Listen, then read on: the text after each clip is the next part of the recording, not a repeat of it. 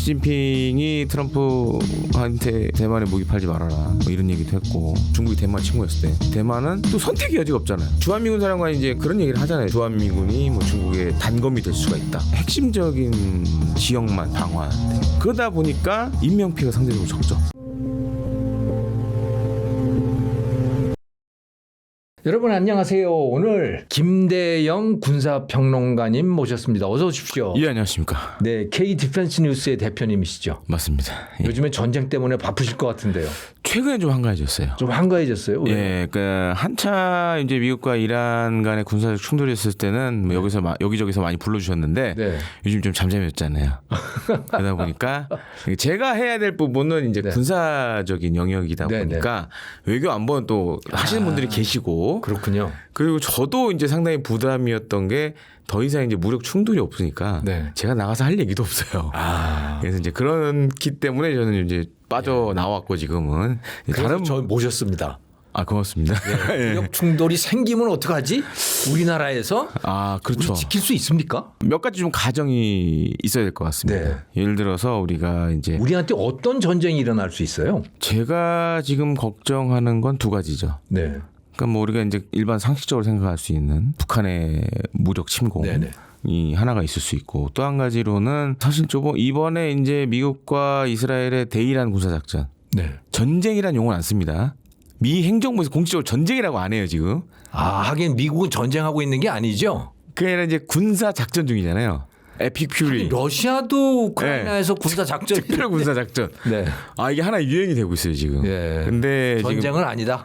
왜냐면 의회 승인을 못 받았잖아요. 예. 그러다 보니까 이제 군사작전이라고 네. 얘기를 표현하는데, 뭐 언론에서도 많이 지적하셨지만 지금 한 가지 문제가 미국이 보유하고 있는 일례로 뭐 네. 토마호크 순항미사일이라든지 패트리어트 미사일, 뭐 사드 미사일, 이거 재고 복구하는데 지금 빨라도 3년 이상 걸린다고. 네. 그렇게 따져봤을 때 만약에 뭐 2027년 중국의 대만 침공설 얘기 나오잖아요. 네. 그럼 만약에 27년에 지금 중국이 뭐 그런 일이 일어나서 안 되겠지만 네. 대만 쳐들어간다고 했을 때 네. 과연 미국이 이걸 막을 수 있을지. 아하. 미사일이 지금 부족하기 때문에. 내년이죠. 그렇죠. 예. 그리고 이번 위중 정상회담의 미성 정상회담, 저도 이제 뭐 제가 직접 현장에 있진 않았지만 네. 나온 여러 가지 뉴스라던가, 참고로 저는 이제 중국어를 하니까 중국에서 나온 뉴스도 보고 네. 그런 분위기가 좀 많이 느껴졌어요. 위중 정상회담에서. 어떤 분위기요? 그러니까 좀 뭔가 할 수 있다라는 그런 느낌을 좀 많이 받았어요 저는. 침공 가능성이 가능성을 배제할 수 없다. 예, 높아지고 있다라는 높아지고 좀. 있다. 이제 시진핑이 트럼프한테 예를 들어서 대만에 무기 팔지 말아라. 네. 뭐 이런 얘기도 했고, 그리고 지금 보면 이제 약간 트럼프 대통령이 과거 일기 행정부 때와 달리, 일기 행정부 때는 굉장히 중국과 나를 세웠죠. 예. 예, 이기도 출범하면서 나를 세웠지만 관세 문제나. 네. 결론적으로 봤을 때 네. 지금 이제 미중 정상회담에서 끝나고 보면 사실은 좀 중국이 가져간 부분이 더 많았어요. 그리고 이제 미국이 오히려 약간 읍소 혹은 사정해야 됐던 부분들도 있었고. 굉장히 부드럽게 나갔더라고요, 트럼프 대통령이. 그렇죠. 예상과 다르게. 그러니까 지금 잘 보시면 대만이 사실 뒤통수를 맞았거든요. 대만 문제에 관련돼서 좀 트럼프 대통령이 네. 좀 강하게 얘기를 해주길 바랬는데 네. 그러지 않았잖아요. 그리고 무기도 팔겠다는 이야기도 아닌 것 같고. 이것도 저것도 아닌 약간 네. 모호한 입장을 지금 취하고 있지만, 제가 이제 대만을 자주 왔다 갔다 하고, 그다음에 이제 그렇습니까? 대만군 훈련도 많이 갔었고. 네. 큰 변화가 한 번 있었습니다. 그러니까 미국의 대만 무기 판매의 가장 큰 변화가 언제였냐면 네. 트럼프 일기 행정부였어요. 일기 때요? 네, 왜냐하면 대만은 지금 미국과 공식적인 외교 관계를 갖고 있지 않습니다. 네. 대표부란 형식으로 있어요 지금 다. 네. 우리나라도 마찬가지입니다. 서울에 보시면 동아면세점에 보면 서울 타이베이 대표부가 있고, 타이베이에는 타이베이 서울 대표부가 있습니다. 이거 다 똑같아요. 세점이에요. 네, 이거 다 똑같아요. 일본도 마찬가지고 미국도 마찬가지입니다. 대사관이라는 표현은 없어요. 그러니까 실질적으로는 대사관 같은 거죠. 역할을 하고 있는데 네. 그런 명칭을 붙일 수가 없죠. 네. 특별한 외교 관계를 맺다 보니까. 그러니까 대만이 정식 국가가 아니기 때문에 그런 거죠. 그렇죠. 근데 이제 미국은 그동안 이제 대만 관계법이라는 일종의 이제 단교하고 나서 안전장치로 그걸 만들어 놔서 그걸로 사실 계속 무기 판매를 해왔거든요. 네. 근데 이 무기 판매도 결정적으로 계기가 됐던 사건이 있었습니다. 천안문 사태. 천안문 사태 때요. 천안문 사태가 만약 안 일어났다 그러면 네. 아마 미국은 대만에 대해서 무기를 팔지 않았을 거예요. 예. 다른 방식으로 접근했을 거예요. 네. 그래서 이제 단교하고 나서 대만 관계법이 생기고 나서 미국이 무기를 직접 팔진 않았지만 대신에 대만이 무기를 만들 수 있게끔 기술을 팔았죠. 아하. 그렇게 만들어진 게 대만이 독자 개발한 전투기, 네. 경국 전투기. 아, 대만이 전투기를 독자 네. 개발했어요? 그 당시에 이제 대만은 풍전등화의 상황이었잖아요. 네. 과거에는 중화민국 뭐 대만의 다른 표현 공식적 명칭 중화민국이니까 중화민국과 미국 간의 상호 방위 조약이 있었습니다. 네. 단교하면서 없어진 거예요. 중화민국이 대만인 거죠. 예. 예. 그래서 양쪽 간에 우리 지금 한미 상호 방위 조약이처럼 있었어요. 아하. 그리고 실제로 과거에는 대만에 미군이 주둔을 했었고, 네. 근데 이 단교하면 다 없어졌잖아요. 네. 안전장치가 싹 다 없어졌잖아요. 네. 물론 대만 관계법이라는 게 생기긴 했지만, 그리고 중화인민공화국 중공이 유엔에 가입을 한 거죠. 그렇죠. 그때 대만이 가장 큰 실수를 합니다. 네. 어떤 실수를 하냐면 열받는다고 네. 유엔에서 나가버려요. 아, 쫓겨난 게 아니에요? 자기가 나갔어요? 본인이 스스로 나갔어요. 그 상임이사국 지위를 중국이 받은 거 아니에요. 그렇죠. 근데 그거에 격분해서 유엔을 뛰쳐나갔죠. 저런? 그러면서 모든 게 꼬이기 시작했죠. 아, 저는 쫓겨난 줄 알았더니 자기 본인들이 그냥 나간 거고. 그 상임이사국 자리를 사실은 과거에는 전순국이잖아요. 전순국이죠. 2차 대전 네. 전순국이죠. 중앙. 그러다 보니까 이제 그 상임이사국 자리를 갖고 있었는데 네. 중국이 이제 부상하면서 상황이 바뀐 거 아니에요. 그러면서 이제 박차고 나왔거든요. 네. 그러면서 국제적 고립이 본격화된 거고. 그렇군요. 네. 그 문제가 있었죠. 네. 그런데 천안문 사태가 터지고 나서 서방 세계가 중국을 보는 시각이 달라졌죠.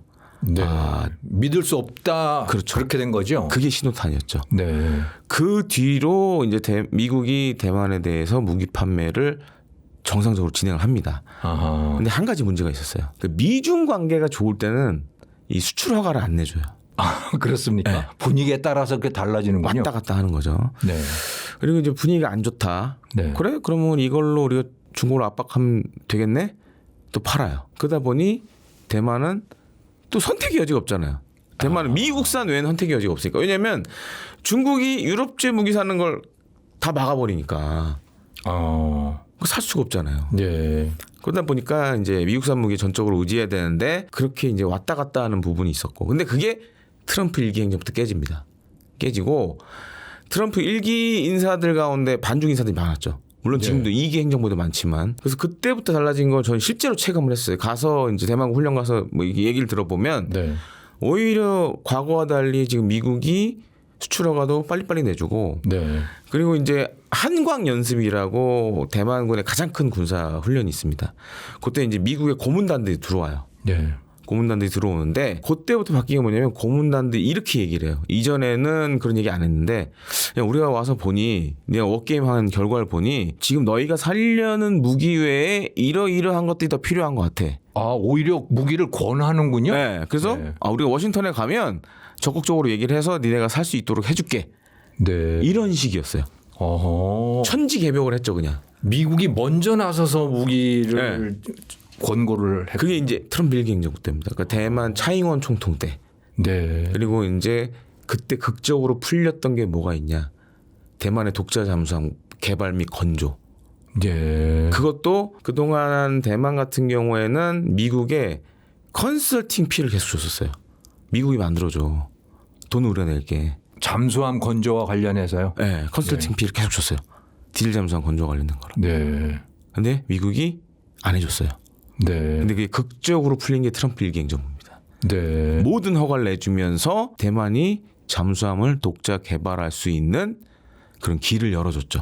한국의 그 지적재산권이 뭐 넘어가서 뭐 우리나라의 전직 해군 장교가 잡혀 들어가고 하는 게 그것과 관련된 겁니까? 연관이 돼 있었죠. 근데 이제 많은 분들이 좀 그분들 주장이기도 하고, 그러니까 저는 실제로 그걸 대만 가서 이제 다 조사를 해봤는데 네. 핵심은 뭐 우리 기술자들도 일부 담당을 했지만 네. 핵심은 미국 기술자들이 다 해줬어요.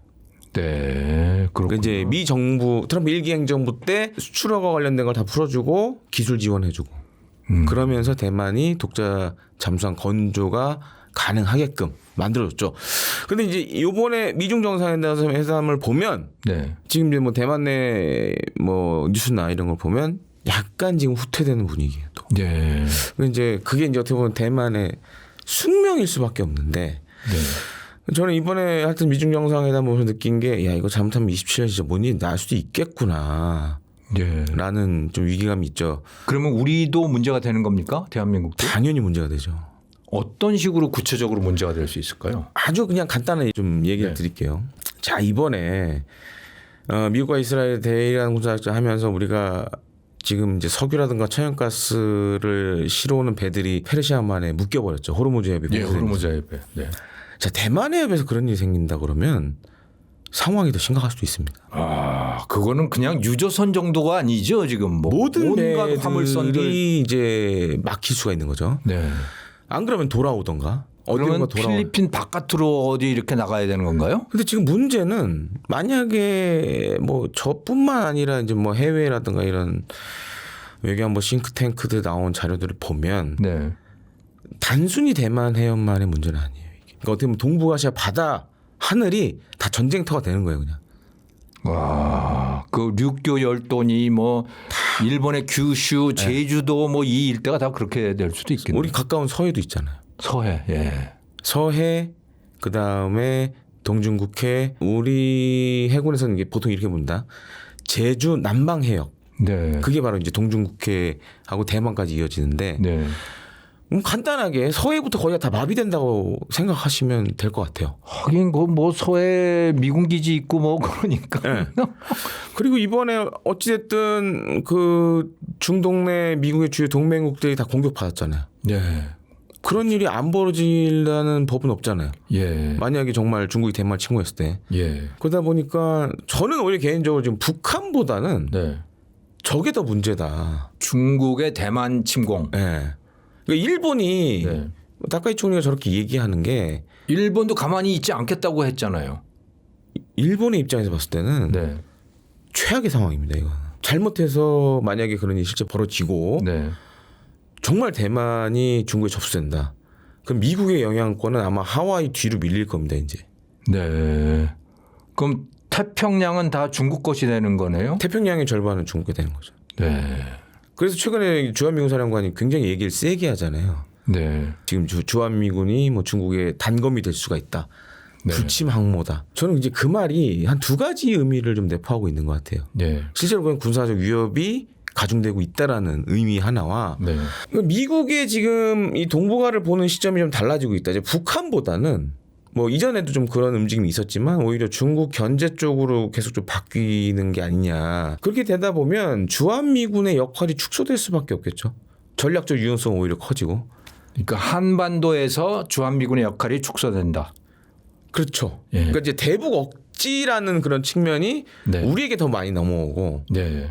주한미군은 이제 지원으로 많이 좀 뒤로 밀려나고 예. 그리고 이제 인도 태평양 지역으로 보자면 이 알토란 같은 병력이 꼭 한국에 묶여 있어야 돼? 네. 라는 생각 가질 수밖에 없고 그래서 이제 자꾸 주한미군 사령관이 이제 그런 얘기를 하잖아요 최근에. 네. 그게 어떻게 보면 약간 제가 봤을 때는 SOS 치는 거 아닌가. 그럼에도 불구하고 주한미군이 있어야 된다. 네. 라는 좀 메시지로 받아들여지기도 합니다. 누구한테 SOS를 친다는? 지금 트럼프 2기 행정부한테. 아, 트럼프 행정부에게. 네, 왜냐하면 2기 행정부 내에서 그런 의견들이 좀 있는 것 같아요 지금. 네. 어쨌든 뭐 주한미군 관련돼서 지금 병력을 뭐 줄이거나 이러진 않는데 네. 의문을 가진 사람들이 많죠 이제. 아하. 한국이 잘 지킬 수 있는데. 그러니까 독일 병력을 빼듯이 네. 주한 미군 병력도 뺄 수 있다. 사실 독일 병력 감축은 이미 트럼프 2기 행정부 출범 때부터 얘기가 나왔던 거예요. 네. 유럽의 그 방어는 네. 유럽 국가들이 주축이 돼서 해라. 네. 아니, 당신들도 먹고 살만한데 왜 자꾸 우리한테 기대냐. 그 트럼프의 또 그 일종의 외교의 거대한 흐름 중에 하나잖아요. 네. 당신들 할 수 있는데 왜 자꾸 우리한테 의지하냐. 그런 것들이 사실 이제 이미 유럽은 진행이 됐었고. 네. 근데 이제 그러면서 유럽 주둔 미군을 빼면서 계획이 뭐였냐면 일부를 인도 태평양 지역으로 보내고 네. 미 본토로 다시 들어가겠다. 네. 그러니까 지금 잘 보시면 베네수엘라, 뭐 중남미 네, 네. 마약 관련된 네. 여기도 지금 군사력이 계속 작전을 하고 있어요. 예. 쿠바 거기서 뭐쭉 네, 쿠바도 지금 그렇고. 하고 있더라고요. 그 약간 이제 트럼프 2기 행정부의 시각이 좀 바뀌면서 오히려 미 본토 중심, 네. 인도 태평양 중심. 유럽은 당신들이 알아서 하시고요. 네. 우린 여기로 옮겨오겠습니다. 네. 그런데 그렇다고 해서 주한미군을 줄이진 않는데 네. 전략적 유연성은 지금 계속 커지고 있고 아시다시피 뭐 사드 패트리어트 미사일 빼갔었고. 그러니까 다른 데서 문제가 생기면 얼마든지 빼갈 수 있다. 그렇죠. 지금 그 이란에서 문제가 생겼을 때 빼갔듯이. 네. 예. 그건 사실 이제 2003년 이라크전 때부터 시작이 됐습니다. 이미. 네. 주한미군의 전략적 유연성은 왜냐하면 그때 이제 안정화 작전한다고 네. 아파치 제대 빼갔었고 네. 일부 이제 여단급 병력도 빼갔었고 그 선례가 다 있어요. 네. 그렇군요. 그러다 보니까 지금은 오히려 그게 더 걱정이 되죠. 네. 2027년 이제 중국의 대만 침공. 그리고 만약 이제 북한을 가정으로 했을 때는 한 가지 문제가 있어요. 그러니까 아주 고급진 네. 군사적 외교적 수사를 쓰자면 우리가 예방적 타격을 하면 승산이 있어요. 먼저 북한을 친다고요? 그렇죠. 그러니까 북한의 그러니까 전쟁 징후가 확실하다. 네. 우리가 그러면 이제 뭐 속된 말로 선빵을 네. 치면 이제 북한이 흔들리겠죠. 네. 그 다음에 우리가 이제 방어 작전이나 공격 작전은 가능한데 네. 어찌됐든 지금은 우리가 한 대 맞고 시작해야 되는 거잖아요. 그럴 수밖에 없을 것 같은데요. 그렇죠. 예. 그 중요한 건 이겁니다. 우리가 이기느냐 지느냐의 핵심은 맞고 얼마만큼 복원력을 발휘해서 역습을 하느냐. 네. 그게 핵심이에요. 북한과의 전쟁은 항상. 그럼 북한이 만약에 도발을 한다면 어떤 도발을 할 수 있을까요? 뭐 여러 가지가 있을 수 있지만 저는 이제 재래식 전쟁만 네. 봤을 때 지금 이제 요즘 북한 김정은이 하는 걸 보면 저는 이런 느낌을 많이 받습니다. 그 이제 아실 거예요. 과거에 네. 저보다 이제 연배가 있으니까 저도 기억이 나는데 판문점에서 북한 그 대표가 서울 불바다 발언했죠. 예. 네. 장사정포 지금도 위협이지만 예. 근데 지금 북한이 갖고 있는 장사정포들이 한 가지 문제가 있습니다. 장사정포라는 게 구체적으로 어떤 겁니까? 아, 그게 미사일이에요? 두 종류가 있어요. 예. 그래서 이제 북한군이 갖고 있는 건 이제 170mm 자주포. 네. 그게 한 사거리가 한 뭐 4-50km 되고. 그건 대포 알인 거죠? 그렇죠. 예. 그다음에 이제 240mm 방사포. 다연장 로켓포라 그러죠. 그건 로켓포. 네. 예. 그러니까 이제 단시간 내에 많은 로켓탄을 쏘는. 네. 이 두 가지가 사실은 핵심이었어요. 물론 이제 북한이 미사일 전력도 있고 뒤에 핵 전력도 있지만 네. 서울과 수도권을 위협하는 가장 큰 공포스러운 무기죠. 장사정포가요? 네.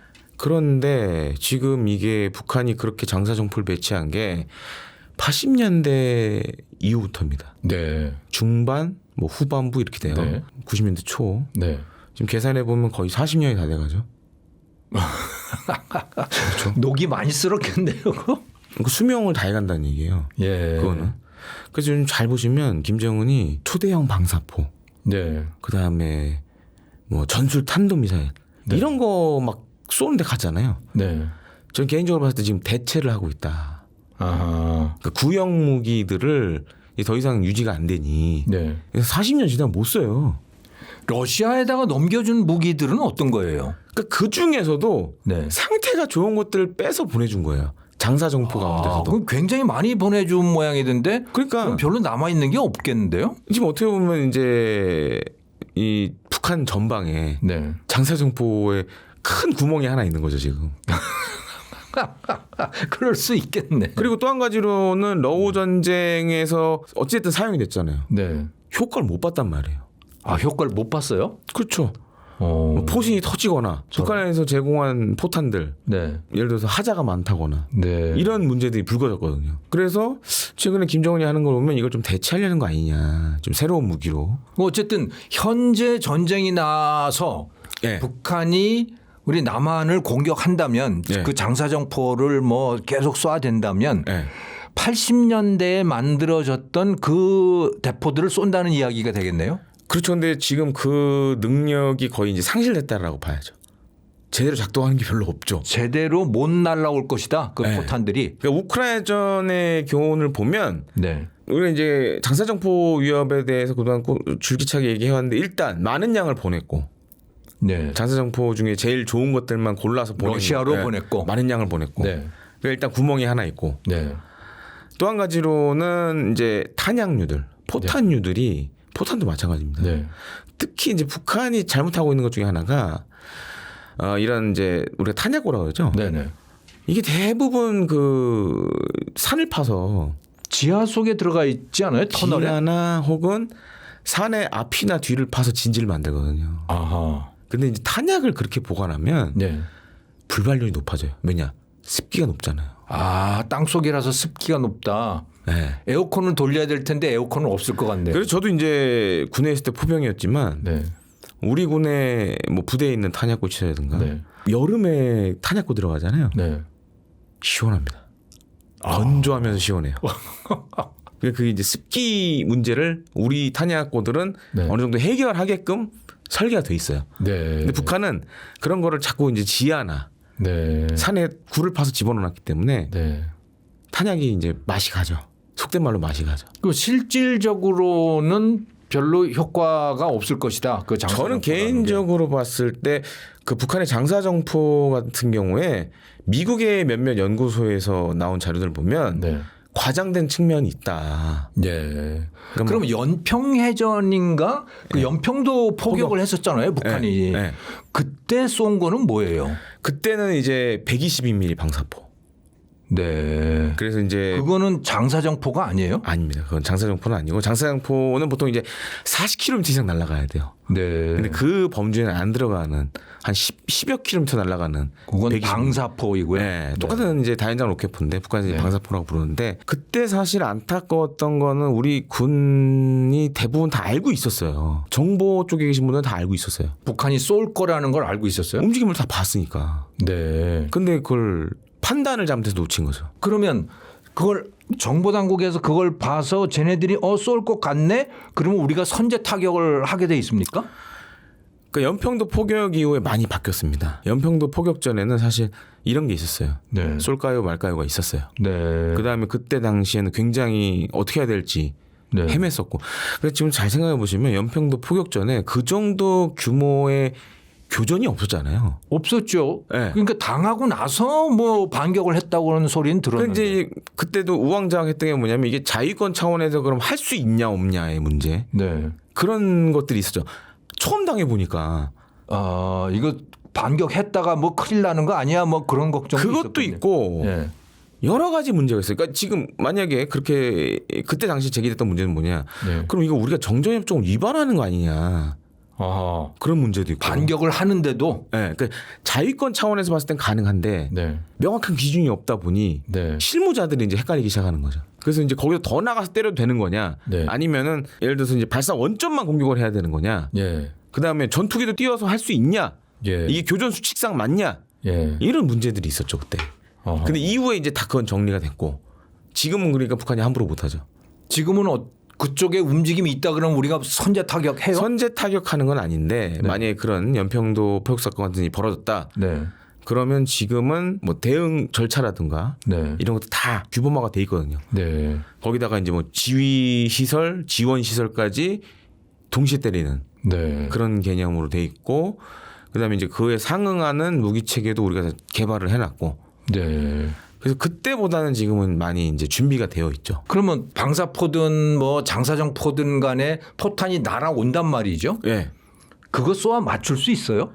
그게 바로 이제 대표적인 게 이스라엘이 만든 아이언돔.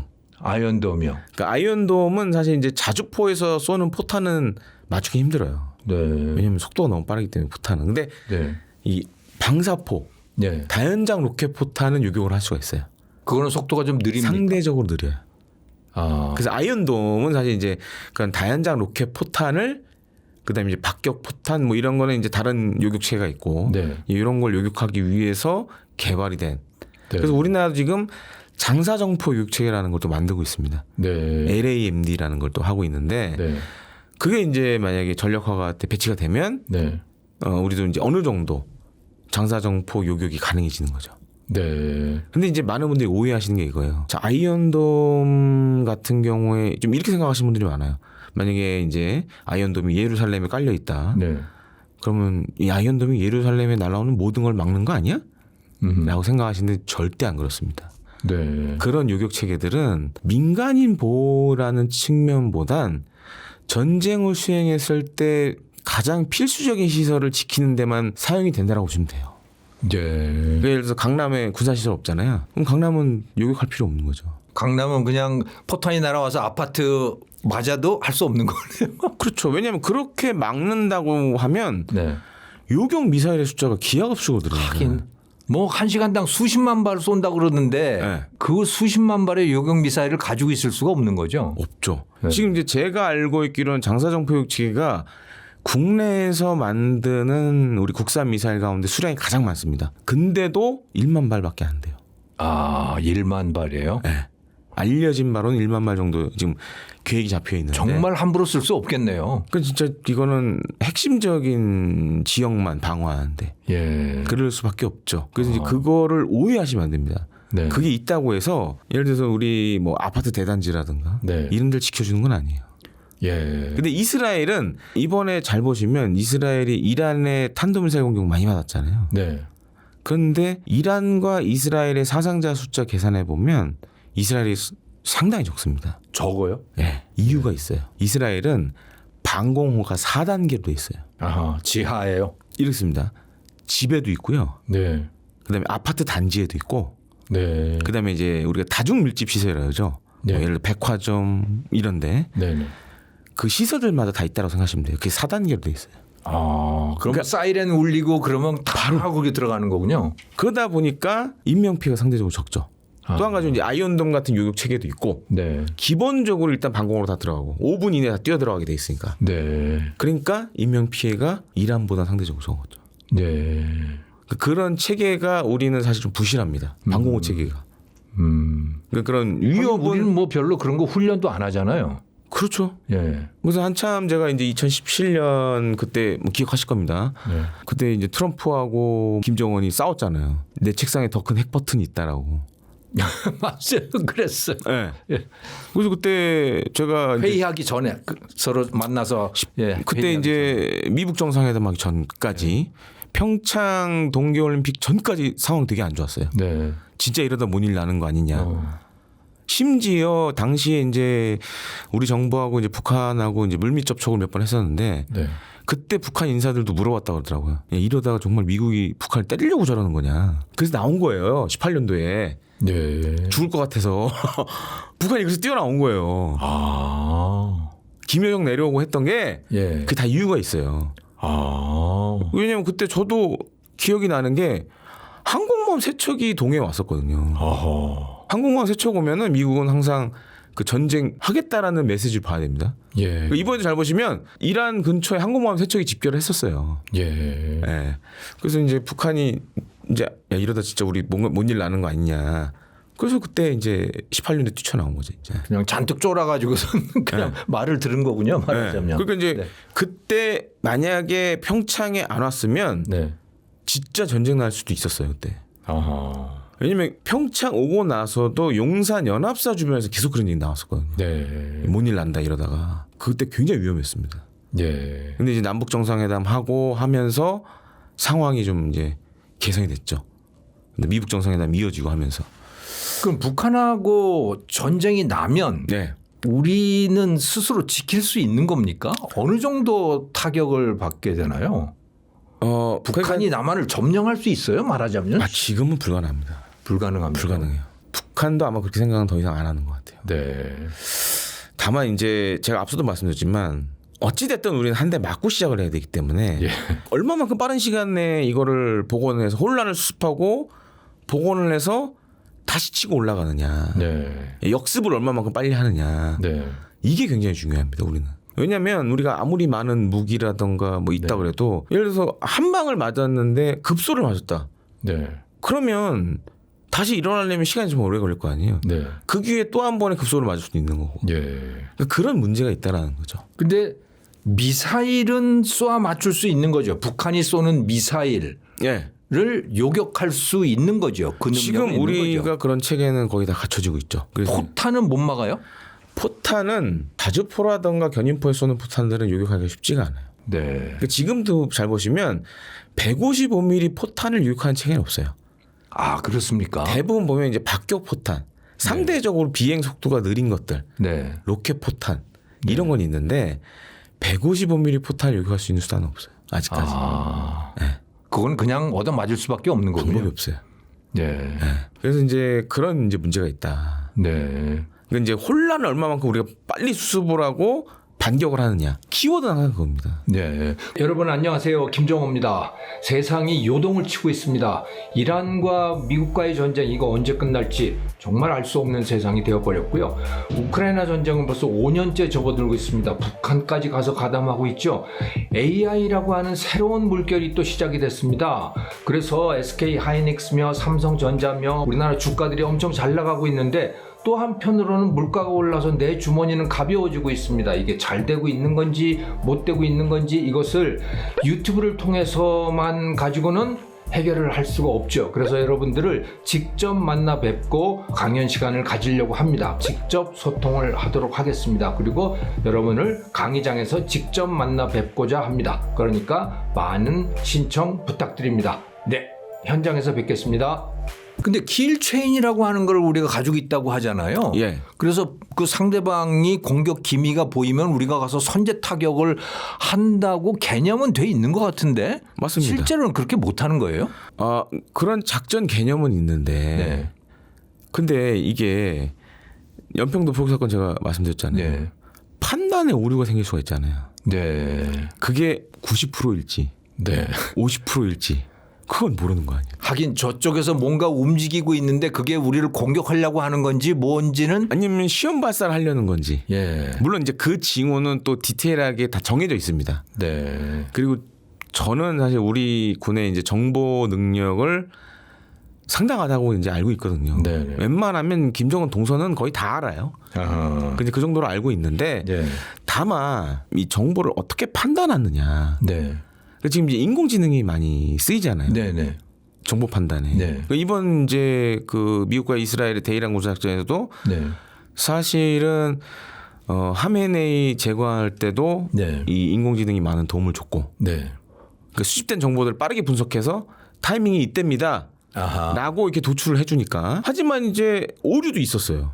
예를 들어서 이제 미국의 토마호크 순항미사일이 뭐 초등학교를 공습한다던가. 아 맞아요. 여학교 뭐 때렸다고 그렇죠? 뭐 그런 뉴스 여학교 나오거든요. 그게 이제 표적 식별과 관련된 인공지능의 오류라고 봐야 돼요. 그건. 아. 왜냐하면 이제 그 건물의 이력을 다 갖고 있지 못한 상황에서 그렇게 공습을 하다 보니 이제 그런 문제가 발생한 거고. 예. 그래서 이제 그런 것들이 지금 이제 인공지능이 중요해지긴 하는데 네.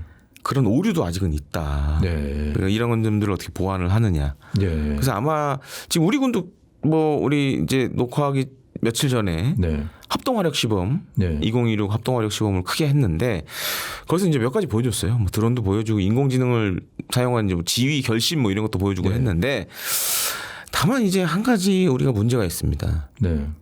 미국은 어찌됐든 그거를 전쟁에 써봤잖아요. 네. 인공지능이라는 걸. 뭐 군사작전 통해서 계속 쓰고 예, 있고. 예. 근데 우리는 안 해봤잖아요. 우리는 안 해봤습니까? 그런 걸 실전에 써본 적이 없잖아요. 아, 네, 네. 그러니까 학습이 안 되죠. 예. 학습 데이터가 없잖아요. 지금. 데이터가 없는 거네요. 그렇죠. 실전을 해봐야 되는데 네. 그걸 해본 적이 없으니까. 그렇다 보니까 최근에 나토에서 나온 얘기가 있어요. 나토의 이 전력 증강과 관련된 주요 인사가 아마 이제 그분이 프랑스 장성인 것 같은데 네. 야 팔란티오 수준 되는 걸 유럽 최대에 안 가져오면 네. 우리 유럽 거 못 쓴다. 우리 팔란티오 쓸 수밖에 없다. 네. 팔란티오 같은 회사들은 이미 뭐 미 군, 뭐 미 정보 당 여러 군데 쓰고 있잖아요. 팔란티오는 그리고 우크라이나하고 뭐 협업을 해가지고 우크라이나 데이터들을 다 가져가는 것 같은데요. 그렇죠. 예. 그런데 유럽에 있는 업체들은 그 정도까지 아니거든요. 네. 그러니까 AI의 핵심은 제가 봤을 때는 네. 얼마만큼 많은 데이터를 가지고 학습을 시켜주느냐. 네. 그건데 물론 우리도 이제 지금 인공지능 많이 투자하고 있지만 네. 우린 경험이 없잖아요. 하긴 그 뭐 반도체만 가지고 있다고 되는 것도 아니고 실제 전투를 해봐야 할 텐데. 그렇죠. 네. 그러다 보니까 이제 지금 우크라이나 전 잘 보시면 네. 전세가 많이 뒤바뀌고 있잖아요. 그러게 말입니다. 네. 놀랍더라고요. 그 우크라이나 그게 올라서는 거 보면. 그러니까 지금 보면 저는 이제 우크라이나 전 초기 때부터 그런 느낌 많이 받았는데 네. 러시아 군은 좀 이런 경직된 지휘 체계를 갖고 있어요. 아하. 그러니까 일례로 이런 겁니다. 최근에 제가 이제 KDPS 뉴스에도 이제 기고를 한번 했는데 네. 러시아 전투기 조종사들이 이제 개개인의 역량은 나쁘지 않은데 네. 지상에서 하나하나 다 통제를 해요. 아하. 그러니까 장거리에 있는 목표물 본인 레이더에 이제 확인이 됐고 네. 지상에서 좀 확인해 줬는데 네. 쏘면 되는데 네. 이 쏘는 통제권까지 지상에서 간섭을 하는 시스템으로 되어 있는 거예요. 쏠까요 말까요 물어봐야 되는 거군요. 그렇죠. 그거를 또 결심해 주는 게 조종사가 아니라 조종사는 이제 버튼만 누르는 아하. 그런 식으로 되어 있는 거예요.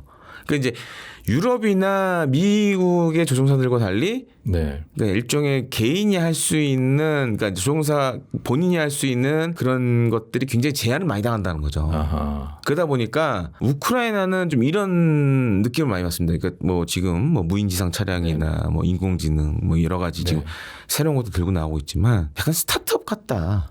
아하. 우크라이나 군 자체. 그리고 이제 우크라이나 군이 개혁을 하면서 했던 게 이제 서방화를 많이 했어요. 네.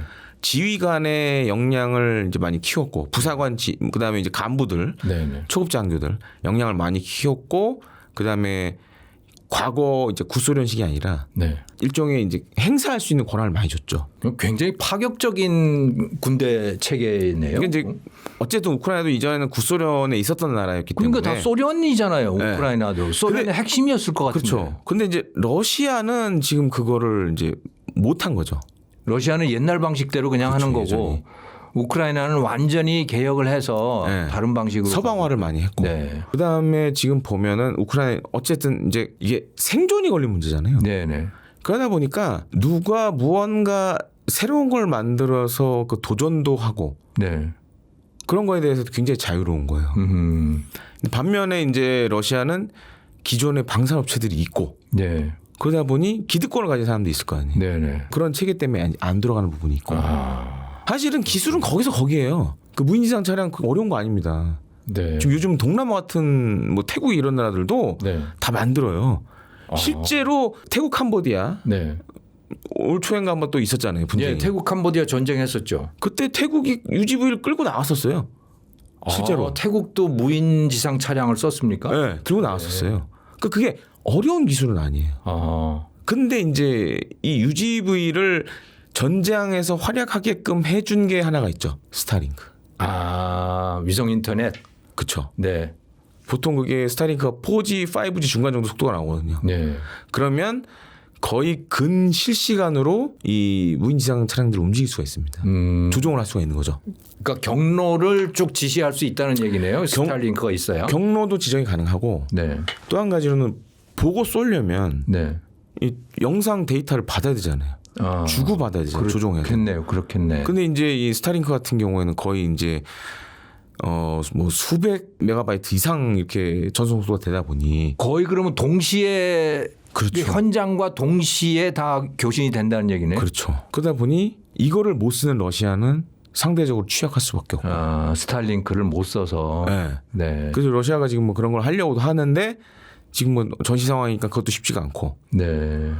그래서 일단 중요한 거는 그런 이제 스타트업 같은 분위기. 네. 또 한 가지로는 스타링크. 인터넷 적에도 인터넷 통신 위성들. 우리나라는 어떻습니까? 북한은 지금 그런 거 안 쓰고 있죠. 북한은 없죠. 없죠. 그럼 북한하고 우리하고 부딪히면 네. 그러면 어떻게 되는 거예요? 우리가 그래서 유리한 거예요? 근데 한 가지 문제가 이겁니다. 이게 네. 뭐 지금 이제 우리 군도 뭐 여러 가지 바꾸려고 그래요. 그래서 네. 우리도 이제 적에도 인터넷 통신 위성도 띄울 계획이고. 네. 근데 이제 이게 뭐 아시다시피 네. 정부에서 하는 일이 속도가 나기가 쉽지 않잖아요. 일이죠. 절차가 많잖아요. 네, 거쳐야 될 것도 많고 의회도 뭐 다 해야 되고. 국회도 통과, 네. 국회도 심의도 받아야 되고. 네. 그다음에 검증을 해야 되는 작업들도 있고. 네. 그러다 보니 지금 우리가 하고 있는 계획이 물건이 나올 때쯤이면 항상 이게 반복되는 문제인데 헛 물건이 돼버리죠. 아, 이미 때는 지났다. 그렇죠. 아하. 근데 북한은 오히려 그런 점에 있어서는 강점이 뭐냐? 기술력은 없어요. 강점은 뭐냐? 김정은 시키면 만들잖아요. 예, 그냥 바로바로 할 수 있겠네요. 네. 뭐지? 그 차인 거죠. 그게. 아, 그렇군요. 네. 근데 대한민국이 군사력이 뭐 세계 5위다 뭐 네. 이런 데이터들도 많이 나오고 그러는데 이건 실제로 그런 거예요? 아, 5위라는 그거- 게 무슨 의미를 가지고 있습니까? 아, 그러니까 이게 약간 좀 오해가 있는 부분이 뭐냐면 네. 글로벌 파이어 파워라는 그런 일종의 지수로 환산해서 이렇게 표기해 주는 예. 그런 게 있어요. 네네. 근데 대부분의 이 국방이나 뭐 이런 거 하신 분들은 그거 안 봐요. 안 맞는 부분이 너무 많아서. 네. 저도 안 봅니다. 네. 그건 이제 예를 들어서 이제 뉴스에서 쓰기 좋은 내용이긴 네. 한데 그럼 그게 정말 이게 검증된 자료냐? 네. 그건 아니에요. 그러니까 일종의 숫자화 계량화된 거를 한다라고 보시면 될 것 같아요. 예. 근데 이제 군사력이라는 건 물론 이제 숫자도 있지만 네. 무형의 전력도 있잖아요. 무형의 지휘 역량이라든가 네네. 그다음에 뭐 운영 체계라든가 그런 건 반영이 안 돼 있는 거잖아요. 진짜 이번에 우크라이나 전쟁 보면 그 지휘 체계라든가 사기라든가 이런 게 정말 중요하더라고요. 그러니까 물론 이제 정신 전력도 중요하지만 네. 제가 앞서 설명드렸지만 스타트업 같다라고 느낄 수밖에 없는 게 네. 우크라이나 지휘관들 잘 보시면 굉장히 나이가 어린 사람들이 많아요. 아. 젊은 사람들이 많아요. 네. 그러니까 그런 것도 하나의 강점이 될 수밖에 없고. 예. 그 지금 보면 이제 어떻게 보면 실전을 계속 그렇게 거치고 있고. 그러니까 군대도 굉장히 실험적인 군대인 거죠, 말하자면. 그래서 지금 우크라이나 전쟁 관심 있게 보신 분들 네. 그 우크라이나 지금 전선의 지휘소 네. 영상으로 보시면 깜짝 놀랍니다. 무슨 IT 센터 같아요. 아, 그렇게 돼 있습니까? 이제 모니터들이 막 수십 대가 있고 예. 기본적으로 태블릿 다 가지고 있고. 어허. 왜냐면 이제 거기서 전장에서 예. 보고 결심하고 근데 이런 것들을 드론으로 봐야 되고 아. 그다음에 UGV 같은 무인지상 차량도 동원해야 되고 그 지휘소가 지금은 일종의 IT 센터처럼 되고 가고 있어요. 군대 같은 느낌이 아닐 것 같은데요, 그러면. 그 저도 이제 깜짝깜짝 놀라죠. 예. 그다음에 이제 그 지휘소 안에서 스타링크가 다 지금 되니까 네. 거기서 드론을 다 조종을 해요. 네. 그러니까 이런 겁니다. 뭐 예를 들어 드론을 전방에서 날리면 네. 한참 후방에 떨어진 지휘소에서 드론을 조종하는 거예요. 아. 왜냐면 스타링크 우리는 지금 드론 산업이 어느 정도입니까? 국방 쪽을 좀 말씀드리자면 네. 많이 뒤쳐져 있어요. 드론 하면 저 DJI 중국제 이게 뭐 거의 대부분 공급을 하고 있는 것 같은데요. 그렇죠. 그러니까 이제 그런 FPV 드론은 사실 중국이 강하고 네. 뭐 우리가 이제 뉴스에서 본 미국 갖고 있는 뭐 테러리스트 암살하고 하는 네. 리퍼 뭐 그다음에 뭐 이런 것들 네. 뭐 그런 큰 무인기 이런 건 다 이제 우리가 만드는데 네. 최근에 이제 중고도 무인기라는 거를 이제 양산에서 이제 이제 공군에 배치를 하고 있습니다. 네. 이거 개발하고 양산하는데 몇 년 걸린 줄 아세요? 몇 년 걸렸어요? 제가 계산해볼까 한 23년 걸렸어요. 와, 그럼 2000년대 초반에 시작을 했다는 얘기네요? 예. 네. 근데 그거를 어떻게 20년씩이나 걸렸죠? 시행착오가 많았죠. 시행착오가 많았고 그것도 행정 절차 때문에 그랬습니까? 검증하는 개발 과정 중에 잘 안 된 부분도 많았고 네. 그 다음에 이제 검증하는 과정에서도 문제가 많이 생겼고 네. 좀 안타까운 게 그거예요. 너무 이제 깐깐한 기준으로 하다 보니까 일반 기업에서 그렇게 했으면 그거 망했을 것 같은데. 군사업이니까 살아남은 거 20 몇 년을 그렇게 했다 그러면 예. 일반 기업이었으면 그 사업 문 닫아야죠. 그렇죠, 그렇죠. 근데 이제 군사업이니까 근데 가장 안타까운 게 그거지. 튀르키예가 최근에 보시면 예. 드론에 굉장히 강자가 되고 있습니다. 그렇더라고요. 그 튀르키예는 이런 방식이에요. 일단 만들고 봐요. 만들고 빨리 군에 납품을 합니다. 성능이 안 나와도. 어허. 그러면 군에서 쓰면서 조금씩 손을 보는 거예요. 예. 그러면서 EU 모델에다가 이거를 적용을 하고. 어쨌든 간에 만들어는 지고 계속 뭔가가 진행이 된다는 소리네요. 그렇죠. 그럼 또 개선되고 그러면서 더 좋은 모델이 나오고. 네. 그래서 이제 그런 식으로 발전을 했는데 그래서 과거에는 우리가 튀르키예보다 앞서 있었어요. 아하. 지금은 뒤쳐졌어요. 네. 그 뒤처진 이유가 그런 거예요. 다. 너무 느리군요. 네, 그러다 보니까 최근에 어떤 일이 있었냐면 몇 년 전에 우리 육군의 중요하신 장군님이 네. 튀르키예로 무인기를 보러 갔었어요. 아, 그 정도예요. 그렇군요. 네. 아니 근데 우리나라 방산이 납기가 뭐 빠르다 이게 네. 강점으로 등장하고 이제 그렇게 하던데. 예. 그런데 오히려 그런 건 또 그렇게 느리군요. 기본적으로 네. 국내에서 개발되는 무기들 있잖아요. 네. 몇 년 걸릴 것 같으세요? 모르죠. 양산에, 그러니까 양산까지 가는데, 네. 그러니까 생산이 되는데, 처음에 컨셉부터 시작해서 예. 개발 끝나고 양산까지 가는데 한 10년 걸리나요? 10년 걸려요. 딱 평균 10년이에요. 그냥 해본 소리인데 진짜 10년이 진짜 걸리네. 10년 걸려요. 야, 해외 도입이 그나마 빠릅니다. 5년입니다. 해외 도입. 예. 그 미국에서 우리가 무기 사오는 거, 예. 그건 5년이면 들어와요. 아, 근데 그렇군요. 국내 무기 개발은 10년 걸려요. 10년. 기본이 10년이에요. 아, 그러면 우리 천궁이니 뭐 현무니 뭐 이런 것들도 다 그런 과정을 거쳤다고 보면 되나? 계산해 보시면 평균 10년입니다. 아, 뭐 개념 연구, 그다음에 탐색 개발해야죠. 체계 개발해야죠. 네. 체계 개발 끝나고 양산 들어가는데 한 1, 2년 또 텀 있습니다. 네. 왜냐하면 개발 때는 대량 생산으로 만든 게 아니잖아요. 예. 그 일종의 하나하나씩 수작업으로 만든 거 아니에요. 예. 그럼 이거를 공장에서 만들려면 도면화해야 되고 규격화해야 되고 그게 한 1, 2년 걸려요.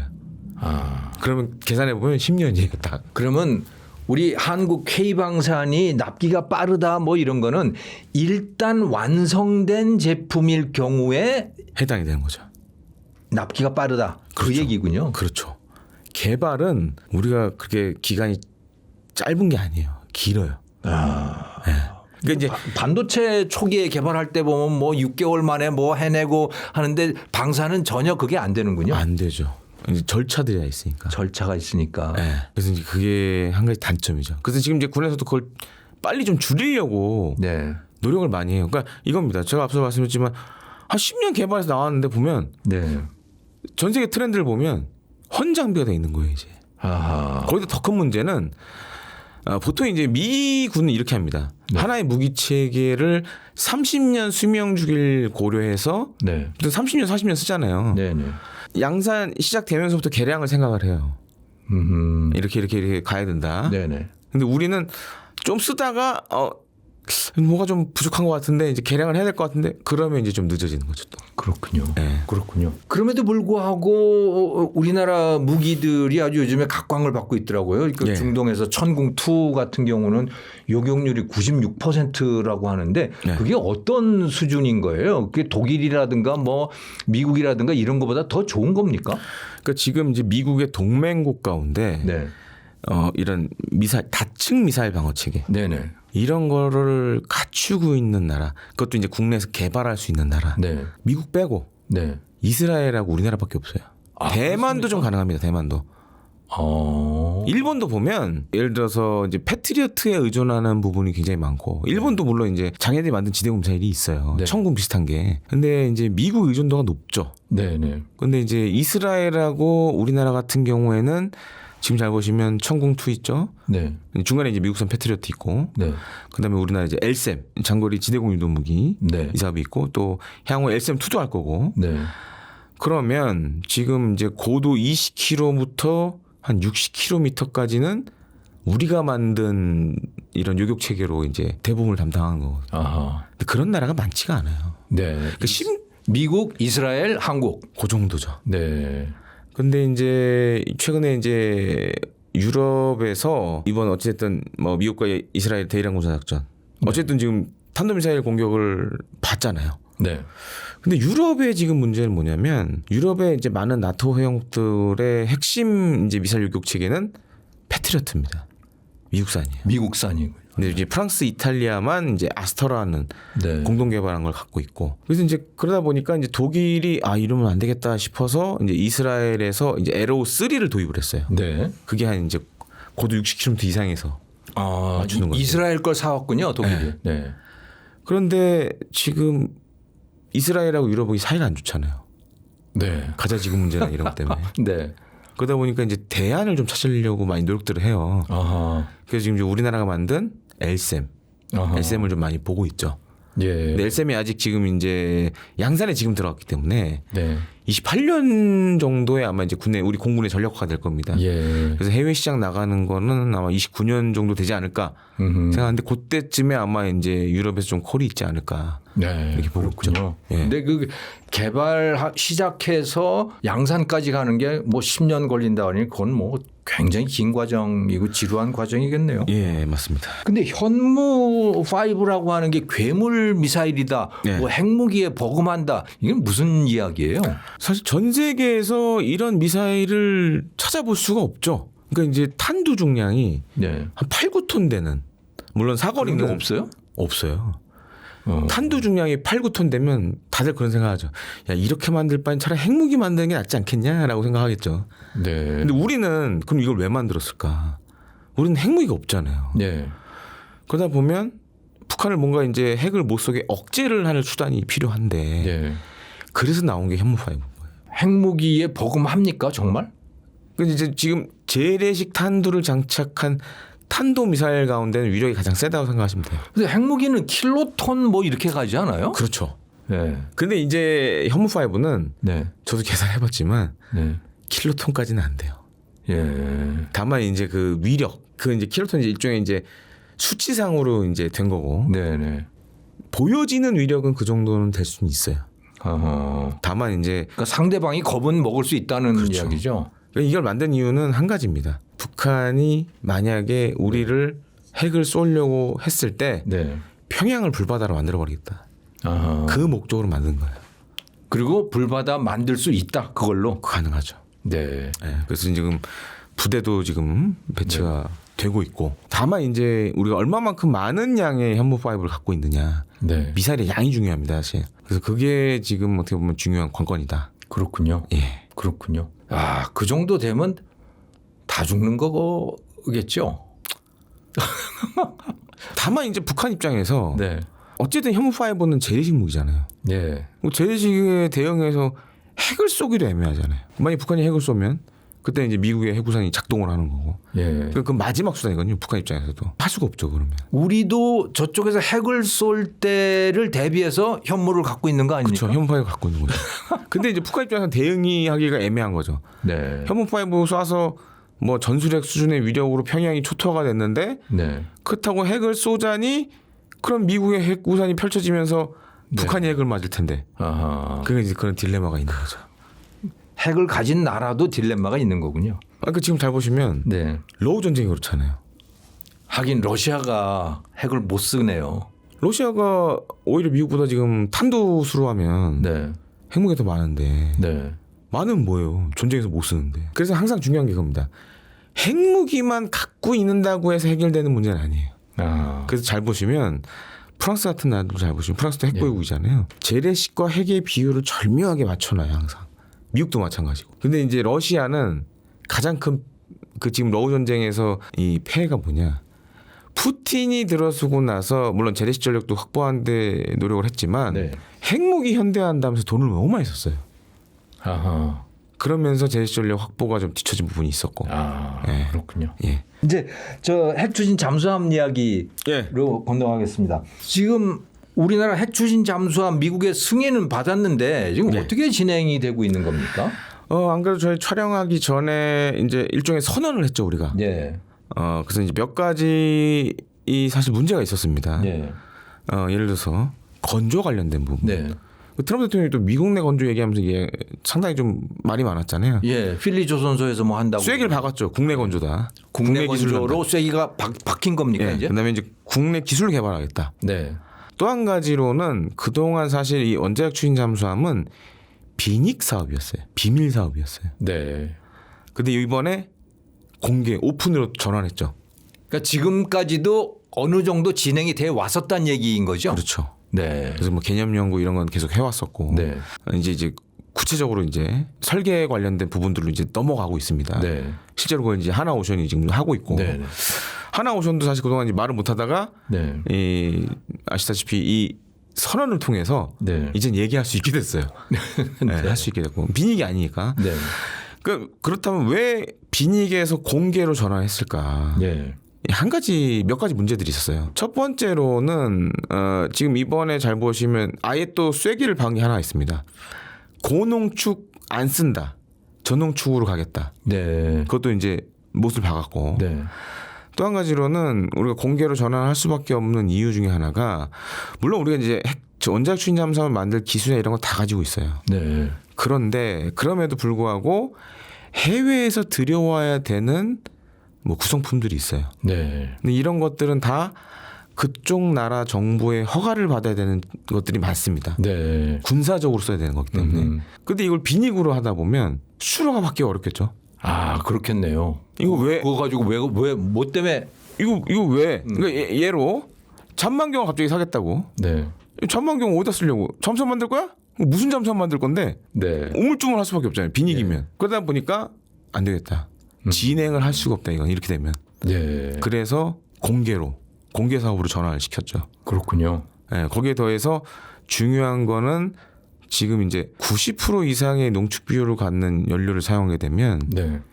핵무기의 개발에 오해를 받을 수 있잖아요. 그러니까 고농축 우라늄을 그렇죠. 쓸 경우에. 네, 물론 그게 원자력 추진 잠수함에 있어서 좋긴 합니다. 네. 왜 좋냐? 한 번 연료를 장전하면 네. 퇴역할 때까지 연료를 교체해 줄 필요가 없어요. 근데 이제 저농축으로 하게 되면 보통 이제 프랑스가 지금 그렇게 하고 있는데 10년에 한 번 정도 교체를 해줘야 돼요. 네. 이제 그 문제는 있지만 이걸 통해서 분명한 건 미국과의 협상에서 미국이 걱정하는 부분을 우리가 클리어하고 한 상황에서 가겠다라는 네. 이제 정부의 의지가 좀 담겨 있지 않나 이렇게 좀 생각이 듭니다. 그러면 언제 처음 우리가 핵 추진 잠수함을 가질 수 있게 될까요? 제가 말씀드렸죠. 네. 10년 걸린다고. 2036년이에요? 지금 목표도 그렇습니다. 네. 30년 중반이에요. 네. 그때 첫 1호기가 나오는 겁니까? 1번 함이 아마 이제 건조 일본 함이. 들어가겠죠. 네. 이제. 전체 몇 척을 건조하려고 하는 겁니까? 아직 척수와 관련돼서도 이렇게 뭐 딱 꼬집어서 얘기할 수 있는 건 아니지만 네. 최소 4척, 최소 4척. 최대 뭐 6척 이렇게까지는 하지 않을까. 네. 그리고 또 한 가지로는 네. 이 문제가 있습니다. 사실 이제 원자력 잠수함과 관련된 기술 우리가 다 가지고 있지만 네. 원자력을 비롯해서 다 네. 우리가 할 수 있어요. 근데 한 가지 문제가 뭐냐면 안 해봤잖아요. 이거 처음 해보는 거 아니에요. 네. 네. 그리고 이제 원자력을 추진 체계로 쓰는 건 이번이 처음이잖아요. 네. 네. 그렇죠. 발전은 많이 해봤지만 저희가. 네. 네. 원자력 발전소는 여러 개가 있죠. 그렇죠. 네. 그리고 다 우리나라에서 만들었고. 네. 근데 이 추진 체계를 이걸 하려면 검증을 해야 돼요. 네. 검증 작업이 필요합니다. 그래서 이제 미국이 만든 세계 최초의 원자력 잠수함 노틸러스도 잠수함을 만들기 전에 이 동그란 통에다가 원자력 추진 체계를 넣고 네. 수조에 그걸 담근 상황에서 네. 한 1년 이상을 돌려봤어요. 아, 그걸 해야 되는군요. 움직여야 돼요. 예, 테스트를 해봐야 되는 거. 거기다가 이제 원자력 추진 잠수함은 3차원으로 움직이잖아요. 수중에서. 네. 그럼 원자로가 지상의 발전용 고정돼 있잖아요. 네. 움직이는 상황에서 이게 작동이 잘 되는지 아, 다 봐야 됩니다. 이거. 예. 그다음에 안전성 문제, 네. 방사능 누출이 생길 수도 있잖아요. 네. 잘못되면 그러니까 그런 거에 대한 검증. 그러니까 지금부터 한다 그래도 그러니까 예를 들어 재래식 잠수함은 더 빨리 나오죠. 네. 근데 이제 원자력 추진 잠수함은 그런 과정이 필요해요. 그렇군요. 네. 우리가 캐나다에다가 지금 잠수함 수출한다라고 하는 거, 예, 그것보다 핵 추진 잠수함이 더 커요? 훨씬 크죠. 그 어느 정도나 크기의 차이가 있습니까? 디젤 지금 잠수함하고. 그것도 어느 정도 결정이 됐습니다. 네. 그래서 지금 장보고 배치2 장형실함을 네.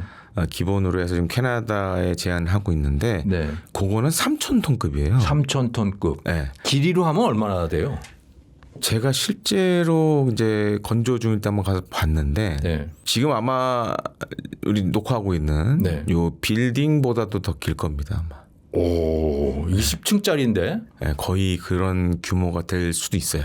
예. 그리고 또 한 가지로는 지금 원자력 추진 잠수함은 거의 한 8,000톤급으로 지금 생각하고 있습니다. 그러면 기존의 우리 장보고 장쓰리 배치2보다 2배 이상이다. 한 크기가. 20층 정도 빌딩이에요. 길이가 그 정도 되겠죠. 거기다 이제 우리는 또 어디다 이제 SLBM 잠수함에서 탄도미사일도 좀 집어넣을 거고 네. 지금보다 아마 발사관 수를 좀 늘릴 겁니다. 예. 그렇게 따져 봤을 때는 8,000톤급 뭐 그 정도 크기 되겠죠. 아, 그렇군요. 예. 그 요즘에 한국 미사일도 다른 나라에서 많이 찾고 전차도 많이 찾고 그러는데 예. 잠수함도 한국산 잠수함을 많이 찾습니까? 많이 찾고 있죠. 사실 우리나라가 처음으로 잠수함 수출한 데는 네. 인도네시아. 인도네시아에. 네, 인도네시아 먼저 수출했었고, 그러니까 이제 우리가 독일에서 잠수함을 배워왔잖아요. 네네. 그래서 이제 장보고, 네. 그러니까 209급을 기반으로, 그러니까 한국형으로 만든 네. 이제 그때 대우조선 해양 시절에 네. 그러니까 DSM이 뭐 이런 이제 모델명 갖고 있는데, 네네. 그걸 이제 인도네시아에 처음으로 우리가 수출했었고, 네. 지금 아시다시피 이제 캐나다, 뭐 네. 폴란드 이제 작년에 안 됐었고, 네. 지금 이제 사우디도 굉장히 관심이 많아요. 아하. 사우디도 관심이 많고, 그다음 이제 HD 현대중공업은 지금 이제 페루랑 같이 이제 잠수함 건조도 네. 하려고 그러고. 그렇군요. 네. 그래서 그동안 어떻게 보면 이제 잘 보시면 미국은 재래식 잠수함이 없어요. 아, 전부 원자력이- 추진 잠수함입니다. 원자력이고 유럽이 많죠. 네. 유럽이 재래식 잠수함이 많고. 이번에 독일. 캐나다에도 보니까 독일제하고 네, 가서 독일제 경쟁하고 있고. 들어갔죠. 네. 근데 지금 이제 독일 잠수함은 제안하고 있는 모델은 네. 아직 실물이 없어요. 아, 건조 중이에요 지금. 건조 중 네, 그러니까 이제 보여줄 실물이 없군요. 없어요. 그러다 보니까 이제 우리가 마지막 승부 뛰었죠. 네. 그래서 이제 두산 안창호함이 네. 태평양 건너서 캐나다까지 갔잖아요. 이제 자랑한 거요. 그쵸. 우리가 야 쟤네들은 실물 없는데 우리는 실물 있어. 딱 그거 보여준 거군요. 이만큼 항해해서 한국에서 캐나다까지 왔잖아. 하긴 왔다는 사실 자체가 그냥 상당한 증명이 그리고 되는 거기에 그 이번에 간 두산 안창호함에 네. 캐나다 잠수함 승조원들이 탑승을 했었어요. 아하. 그러면서 검증을 다 한 거죠 이제. 네. 마지막 우리는 승부수를 띄웠고 네. 이제 아마 6월 달 내에 이제 다음 달에 결정이 될 겁니다. 네. 지금 저도 알아보니까 이제 다음 달에 어쨌든 결정이 날 것 같다라고 하는데 네. 독일이 지금 지난해보다는 많이 좀 불리해졌어요. 아, 그렇습니까? 네, 그러니까 실물이 없어서 그런 거예요? 그것도 그렇고 캐나다가 지금은 단순히 이 사업을 잠수함만 사연 사업을 보고 있지는 않아요. 네. 산업 혁명을 많이 보고 있기 때문에 네. 한국과 오히려 하는 게 좋을 수도 있다라는 여론들이 조금씩 많이 늘어나고 있죠. 그렇군요. 네. 그 독일도 상당한 산업 강국인데. 네. 근데 아시다시피 예전 같지 않잖아요. 하긴 많이 늙었어요. 네, 많이 늙고 또 한 가지로는 근데 다만 이제 변수가 있습니다. 캐나다 잠수함 사업에서 지금 이제 핵심 중에 하나는 네. 수출 금융이에요. 아하. 그게 이제 오해하시면 안 되는 게 이 사업 같은 경우에 캐나다가 자기 돈 내고 100% 현찰로 사는 게 아니에요. 다 돈 빌려주는 거군요. 대출을 말하자면. 끼고 사는 거예요. 이게. 네. 그러니까 과연 그 대출 비중이 어느 정도 되느냐. 그러니까 이제 금융이 껴있다라고 봐야 돼요. 이거. 네. 그럼 수출입 은행 같은 데서 그렇죠. 캐나다에다가 돈을 빌려주고 그 네. 돈으로 잠수함을 그 이제 뭐 사게 하는 거군요. 100%는 아니더라도 네. 뭐 예를 들어 절반이 될 수가 있고 네. 뭐 아니면은 뭐 85%뭐 이렇게 될 수도 있고. 그런데 지금 한 가지 걱정되는 건 그겁니다. 네. 수출 금융. 음. 독일은 뭐 어쨌든 독일 네. 부자 나라잖아요. 금융적으로 좀 여력이 있고 네. 또 그런 수출을 많이 해봤고 네. 심지어 이제 우리 군에서도 지금 이제 한 척 퇴역했지만 네. 그 장보고함 네. 20급 잠수함 베스트셀러 재래식 잠수함이에요. 네. 배경이 있어요. 그 독일이 만들었는데 독일이 그러니까 이제 20급 잠수함 판 나라들 보면 네. 우리나라는 독일에서 20급 잠수함 들여왔을 때 우리 돈 내고 다 사왔지만 네. 남미 이런 나라는 돈이 없잖아요. 네. 네. 차관을 껴서 팔았었어요. 아. 그러니까 그런 식으로 많이 해왔거든요. 네. 그렇게 생각해 보면 금융이라는 이 마지막 단추를 어떻게 끼워야 되냐. 그거는 좀 남아 있습니다. 예, 그렇군요. 자, 그래서 이제 잠수함 이야기 청해서 들어봤고요. 이제 그 다음에는 K방산, 네. 전투기, 또 전차 뭐 이런 분야로 넘어가겠습니다. 유튜브에서 어느 분 말씀하시는 걸 들으니까 KF-21이라고 하는 거 예. 4.5세대라고 하는데 예. 사실은 스텔스기다 5세대다 뭐 그런 말씀 하시는 분도 있고 예. 그래요. 그래서 이 KF-21이라고 하는 것의 성능이 굉장한 상당한 수준인 것 같은데 예. 어떻다고 보세요? 참고 저는 이 지금 KF-21 만드는 네. 이제 한국항공우주산업 네. 그래서 KAI라고 하는데 네, 카이. 카이에서 근무를 했었고 네. 저는 사실 이제 뭐 제가 개발 연구지는 아니었지만 네. 많이 봤죠. 네. 그 지금 이제 유튜브에서 얘기하시는 분들보다는 많이 봤죠. 네, 네. 개발 현장에서 많이 봤으니까. 네, 그러셨군요. 우리가 KF-21이 완전한 스텔스 전투기는 아니지만 네. 이 전투기를 어떻게 만들까 이제 개념 연구를 할 때 이런 걸 다 집어넣습니다. 그러니까 모의 시뮬레이션을 다 해봐요. 네. 자 KF-21이 아마 2020년 중반 정도에 나올 것 같은데 네. 그때 주변국 전투기는 어떤 게 있을 것 같고 네. 북한은 당시에 뭐 어떤 전투기가 있을 것 같다. 네. 그러면 전투기 개발하기 전에 그런 이제 모의 교전을 계속해 봅니다. 예. 그래서 그 결과를 가지고 공군이 우리 이런 전투기를 필요로 한다. 네. 그걸 가지고 만드는 거예요. 그러면 제가 이제 말씀드렸잖아요. 주변국 전투기까지 상대할 수 있도록 네. 만들어졌다라고 보셔야 될 것 같고 주변국은 어디예요? 뭐 중국, 일본 이제 네. 이런 나라들 전투기가 북한에 전투기가 있어요? 북한 있죠. 미그 29도 있고 있는데 하나 지금 제가 이제 네. 특별한 사례를 말씀드리자면 제가 이제 2016년에 이제 중국에서 이제 한 2년에 한 번씩 하는 큰 에어쇼가 있어요. 네. 주화 에어쇼라고 있는데 그때 갔는데 그때 당시에 북한에서 네. 원산 에어쇼라는 걸 했어요. 원산 에어쇼. 네. 그 원산 갈마공항에서 에어쇼를 했어요. 네. 북한도 그런 걸 하는군요. 김정은이 좋아하니까. 네. 그리고 이제 관광 수입 벌려고. 그래서 전 세계에 있는 그 정말 돈 있는 네. 전투기 매니아들이 북한을 많이 갔어요. 어허. 유럽 이런 데서. 오.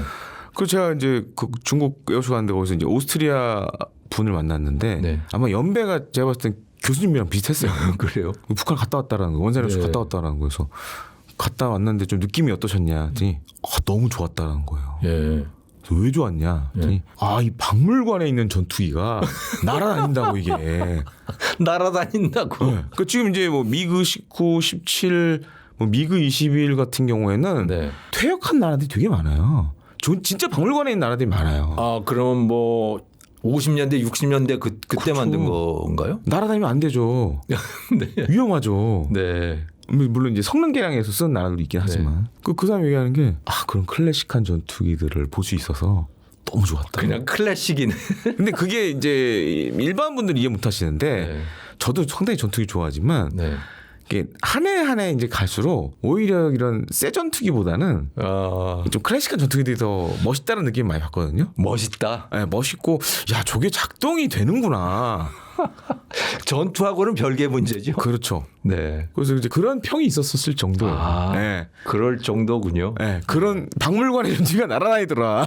그러니까 우리가 전투기 개발할 때 북한은 별로 관심이 없었다는 얘기군요. 할 수가 없죠. 예. 할 수가 없죠. 그러다 보니까 격차가 이제는 거의 제가 봤을 땐 40년 격차죠. 이제 그러면 우리 KF-21은 중국과 비슷한 거예요? 중국은 지금 사실 이제 우리보다 좀 더 치고 나갔고 지금. 중국은 스텔스기를 만드는 거죠? 그렇죠. 6세대 지금 전투기로 넘어가니까. 6세대로. 네, 그러니까 지금 어떻게 보면 이제 러시아도 앞질렀죠. 중국이요? 네. 항공 기술은 이미 러시아를 앞질렀어요. 중국. 그렇군요. 오히려 러시아가 좀 지금은 좀 처져 있는 상황이고. 그러니까 이게 되게 희한합니다. 그러니까 중국의 항공 기술을 사실은 키워준 나라가 있어요. 어딜 것 같아요? 교수님 생각에. 미국입니까? 미국이에요. 역설적으로 미국이에요. 일부러 키워줬어요? 예, 이렇습니다. 그러니까 이제 중국이 덩샤오핑이 개혁 개방하면서 네. 그 전에 이제 미국과 수교를 맺었잖아요. 네네. 그러면서 이제 미국이 생각했을 때, 저 소련 견제하려면 중국을 우리 편으로 끌고 와야 될 것 같은데. 네. 그러면서 뭘 했냐면 당시 중국에서 많은 인재들이 미국으로 갑니다. 대학으로 가죠. 유학을 받아줬군요. 그래서 이제 교류를 하기 시작했거든요. 네. 많은 사람들이 가죠. 미국으로 대학교로 가죠. 항공 우주 쪽으로 많이 가죠. 네. 그 사람들이 배워서 다시 중국으로 왔고 미국과 중국이 사이가 틀어지기 시작한 게 천안문 사태였잖아요. 네, 그랬죠. 천안문 사태 터지고 나서 소련이 붕괴됐잖아요. 네. 이렇게 된 겁니다. 미국에서 배운 항공 우주 기술을 갖고 있었는데 소련이 무너지면서 소련 기술이 왕창 넘어온 거예요. 아하, 소련 기술이 중국으로. 심지어 그 중국의 항공모함 그 만드는 네. 현장에 러시아 사람, 우크라이나 사람들이 있었어요.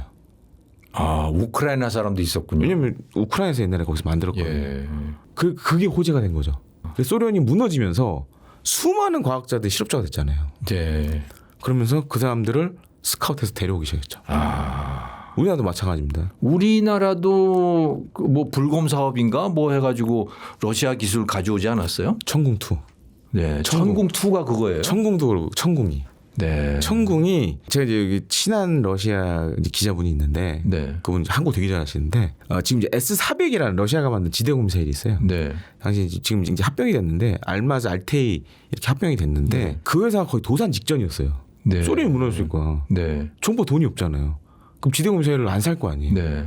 그때 우리가 해성 처음 나타났죠. 우리가 그걸 사준 거군요. 기술 개발을 공동 기술 개발했죠. 네. 그래서 그 러시아판 또 천국이 따로 있습니다. 같이 공동 연구 개발했기 때문에 네. 그 성과물을 가지고 우리는 천궁하고 천궁수 만들었고 네. 러시아는 뭐 다른 걸 또 만들었어요. 아하. 근데 이제 그때 이제 쓰러져가는 회사를 일으켜 세운 게 대한민국이었다. 그렇군요. 네, 그랬죠. 그래서 우리도 기술을 얻었고 그들도 살았고 이제 그 그랬군요. 중국이 이제 똑같이 한 거죠. 네. 그래서 중국이 이제 항공우주 기술을 미국에서 물론 이전에 네. 소련하고의 관계로 인해서 초창기 소련의 도움을 많이 받았지만 네. 그 도움을 받았던 사람들이 이제 미국으로 가서 미국 기술 배우고 네. 냉전 끝나고 소련 무너지면 소련 기술 다시 받아오고 네. 그러면서 지금 커진 거죠. 근데 그 KF-21이라고 하는 것을 우리가 본격적으로 양산을 시작을 하면 예. 그게 경쟁 국가들의 어느 정도 수준이 되는 거예요? 예를 들어 이제 미국이다 그러면 예. 미국의 전투기 F-16이나 뭐 이런 걸 살려고 하던 사람이 KF-21을 살 수가 있는 거예요? 뭐 살 수 있죠. 얼마든지 원한다면 살 수 있죠. 특히 이제 중요한 그게 건 대체가 될 수 있는 겁니까? 그렇죠. 예. 네. 그리고 이제 지금 이제 4.5세 전투기들이 꽤 많습니다. 네. 지금 한 몇 종류 돼요. 그러니까 프랑스의 라팔, 뭐 유로파이터 타이푼, 네. 그 다음에 이제 뭐 F-16도 보기에 따라 4.5세대로 넣는 경우도 있고, 예. 뭐 항공 전자 장비만 봤을 때 4.5세대 좀 상응하는 부분이 있고, 그 다음에 이제 영화 최근에 탑건 매버릭 나왔던 뭐 슈퍼호넷 같은 거. 근데 이들 전투기들은 공통점이 있죠. 다 1970년대, 80년대 만들어진 거 아니에요. 그때가 한 50년 된 거예요? 그때 개발 다시 시작했거든요. 어. 근데 이제 생산은 뭐 라팔은 뭐 90년대 이렇게 됐고 유로파이터도 마찬가지고 F-16은 사실 그 이전부터 됐고 예. 그러다 보니 같은 4.5세대라는 타이틀을 갖고 있지만 우리는 가장 최근에 개발됐잖아요. 그렇겠네요. 그 장비라든가 이런 것이 완전히 다르겠네요. 그렇죠. 30년 전에 만들어진 그러니까 거하고. 개념이 자체가 틀려진 거죠. 우리는 우리는 굉장히 이제 제작이나 이런 것도 보면 IT 기술도 많이 들어가 있고. 예. 그러니까 그때는 심지어 뭐 도면을 사람이 그리기도 하고 막 했으니까. 예. 뭐 일부 캐드 같은 거 쓰기도 하고 했지만 같은 4.5세대라고 하더라도 완전히 다른 출발점이 좀 다르다고 봐야죠. 그 완전 이제 클린시트 상황에서 우린 다시 한 거고 네. 거기는 이제 상당히 오래전에 한 거를 예. 지금 성능 개량을 해서 하는 거고 아하. 그런 차이점이 있죠. 그런데 아직 확실한 스텔스기는 아니고. 그래서 이제 4.5세대라고 이제 분류를 하는 이유 중에 하나가 이겁니다. 예. 완전한 스텔스 전투기는 아니다. 네. 세미 스텔스다. 세미 스텔스다. 네. 그래서 그 설계할 때부터 그렇게 만들었고 네. KF-10을 잘 보시면 네. 미국이 만든 F-22 랩터랑 비슷하게 생겼어요. 랩터라고 하는 거하고. 네, 세계 최강의 전투기. 네네. 그게 다 이제 레이더 반사 면적을 줄이기 위해서 네. 그게 비슷한 모양으로 간 거죠. 그러니까 스텔스라고 하는 게 전자파 반사가 안 되도록 어떻게 해놓은 거죠? 그죠. 반사 면적을 최소화시키는 거. 네. 그런 거는 지금 다 들어가 있죠. 우리나라 전차는 어떻습니까? K2 전차 흑표라고 하는 거. 예. 그것도 요즘 잘 나가는 것 같은데요. 아 정말 이제 그 우리가 한자 성어 중에 이제 고진감래라 그러잖아요. 네. KT 전차가 딱 그랬어요 지금. 그렇게 고생했습니까 만드는데? 아 개발은 순조로 왔는데 네. 개발이 끝난 다음에 이제 양산을 하면서 네. 이제 전차에 잘 보시면 이제 엔진하고 네. 트랜스미션이죠. 그 보통 이제 파워팩이라 그러는데 파워팩도 국산화하겠다. 이제 네. 그 전에 이제 독일 걸 많이 썼었는데, 네. 근데 이게 잘 안 되면서 양산이 막 지연되고 뭐 이런 과정도 있어요. 파워팩 때문에요. 네, 그래서 국내 개발로 지금 그걸 개발을 막 하고 했는데 그 여러 가지 그 깐깐한 조건들 이런 것들 때문에 굉장히 시간이 많이 걸렸죠. 예. 그러니까 심지어 저는 이제 현대로템에서 지금 KT 전차를 만들었을 때 제가 그때 현장에 갔었어요. 예. 근데 파워팩이 국산화가 안 되니까 이게 물건이 안 나오니까 전차를 다 만들었는데 엔진이 없는 거예요. 움직일 수가 없네요. 그냥 그렇게 이렇게 한 몇십 대가 이렇게 서 있었어요. 아이고. 그리고 그러다 보면 이제 생각해보세요. 현대로템은 전차에 들어가는 모든 부품을 거기 회사에서 만드는 게 아닙니다. 하청업체들이 있겠죠. 아, 창원에. 예. 그 공장들 다 놀았어요. 한 거의 1년 넘게 놀았어요. 아이고. 그래가지고 이제 21년 연말에 어떤 일이 있었냐면 4차 양산을 해야 되는데 네. 이것도 1년 잘하면 밀릴 수 있다. 어허. 그래서 제가 그때 이제 마지막으로 이제 뭐 기사 쓰느라고 이제 그 관련 업체 네. 사장님들 인터뷰했었는데 만약 그렇게 되면 나 회사 좁겠다. 생각해보세요. 1년 동안 일감이 없는데 그렇네요. 인건비 계속 줘야 되고 예. 운영이 안 되잖아요. 네. 회사 좁겠다. 그런데 그 다음에 22년도에 러브 전쟁이 터졌잖아요. 네. 그 다음에 폴란드가 그야말로 수십조 원의 계약을 했잖아요. 예. 상황이 180도로 바뀌었죠. 그래서. 아. 그래서 지금 아마 그 사장님들은 다 지금 굉장히 해피하신 걸로. 예. 갑자기 바뀌는 거군요. 갑자기. 21년 말에 정말 최악의 상황이었어요. K2 전차가. 네. 야, 이거 이대로 가다 멈출 수도 있겠는데라는 생각이 들 정도로. 그럼 파워팩은 다 해결된 거예요? 그때는 이제 다 해결됐었죠. 아. 근데 이제 그때도 어떤 문제가 있으면 우리 군에서 아니 지금 미래전에 과연 전차가 이렇게 필요하냐. 예, 진짜 필요해요? 그 우크라이나 전쟁 보면 뭐 전차 별로 필요하지 않은 것 같은데요? 아닙니다. 그래도 여전히 우크라이나는 네. 전차를 필요로 하고 있어요. 아, 그렇군요. 네. 왜냐하면 전차가 물론 이제 우리가 영상 속으로 드론을 파괴된 건 많이 봤지만 네. 그럼에도 불구하고 나가서 싸울 수는 있잖아요. 그 드론을 막는 뭐 네트라든지 여러 가지 장비들을 막 달면서 네. 보통 FPV 드론은 한 발로 날아가는 경우 거의 없어요 요즘은. 네. 워낙 무슨 보호 장비들이 많아져가지고 네. 그렇기 때문에 이제 우크라이나도 계속 전차를 필요로 하고 네. 심지어 이제 우리가 K2 전차 폴란드에 수출하면서 폴란드가 갖고 있던 전차들이 우크라이나로 다 갔죠. 우리가 어떻게 보면 간접 지원했다는 얘기도 듣고 있는데 네. 그것 때문에 그 정도로 사실 전차는 지금도 여전히 필요하다. 전차는 필요하다. 필요하다. 그러면 이게 방산 마지막으로 네. 현재 지금 K 방산이 잘 나간다고 하는데 네. 계속 잘 나갈 수 있는 거예요? 이 우크라이나 전쟁이나 이런 거 보면 완전히 무기 체계도 다 달라지고 뭐 그러는 것 같은데요. 물론 이제 드론이 많은 부분을 지금 차지하고는 있죠. 네. 근데 그렇다고 해서 우크라이나군이 뭐 전차, 자주포 뭐 이런 거 싹 다 버리고 드론으로 가는 건 아니에요. 네. 여전히 그건 다 갖고 있습니다. 심지어 전투기도 지금 뭐 우리 촬영하기 전날 스웨덴에서 그리펜 EF 전투기 구매하기로도 했고. 그렇군요. 그 여전히 기존의 무기 체계들은 다 필요합니다. 네. 필요하고 대신에 이런 건 있겠죠.